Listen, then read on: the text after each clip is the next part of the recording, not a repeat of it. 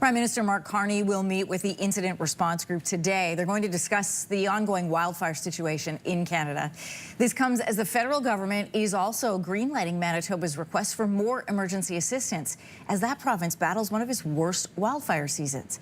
There are right now 122 active wildfires, 297 so far to date. These wildfires have burned through more than 1 million hectares of land in Manitoba, 20 times more than last year, and the most in 30 years. So the Manitoba Métis Federation is also calling out for more donations to help evacuees who are arriving now in Winnipeg, saying the most needed items are hygiene related. So for more on the wildfire response this morning, we're joined from Winnipeg by Alexandria Jones. She's the Acting Communications Manager at the Canadian Interagency Forest Fire Centre. Good morning to you. Good morning. So, I mean, just to underscore how serious this is, Manitoba is now under its second state of emergency so far this year. What that does is release funds, we know. The province has seen, as we said, almost 300 wildfires this season. The average is 201. So how else does this season compare, first of all, Alexandria, to previous ones that you've witnessed?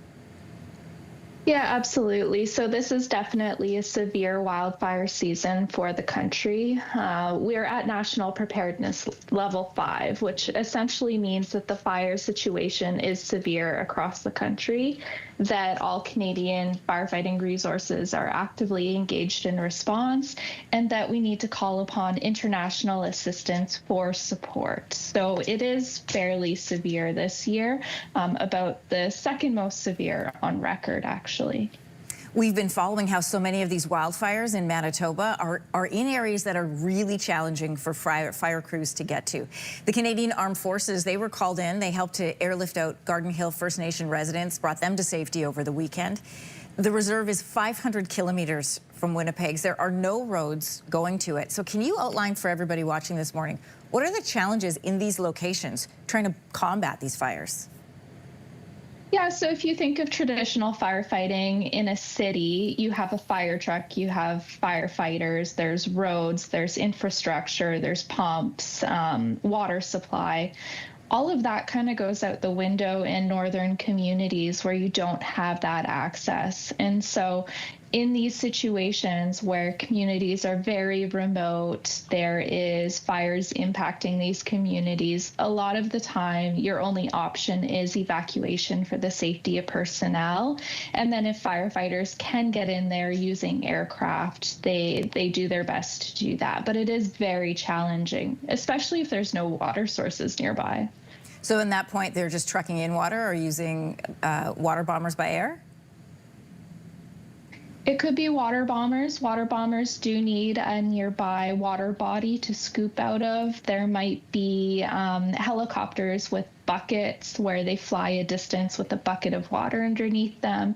There's portable water bladders, they're called, which are like big swimming pools in a sense of water for them to scoop out of. There are different options, but none of it's perfect in remote communities. Well, something that stands out to me, Alexandria, in this fire season is we're used to hearing crews coming from other places, usually other provinces, to help out or maybe south of the border.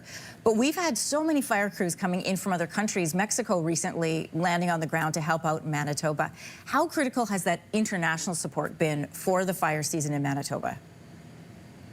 It's so critical to our response. This year, we've had support from the United States. In Manitoba, we've had, Mexico just arrived, New Zealand, Australia, and then also our partners across the country. Like, I know there's a team from Parks Canada in Manitoba right now, from Quebec. And so we're all relying upon each other for support.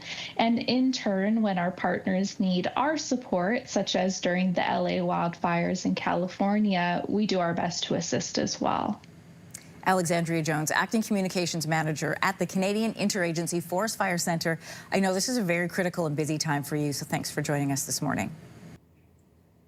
If you like that video, make sure to subscribe to the Your Morning YouTube feed, where you can find all kinds of new content posted every weekday morning.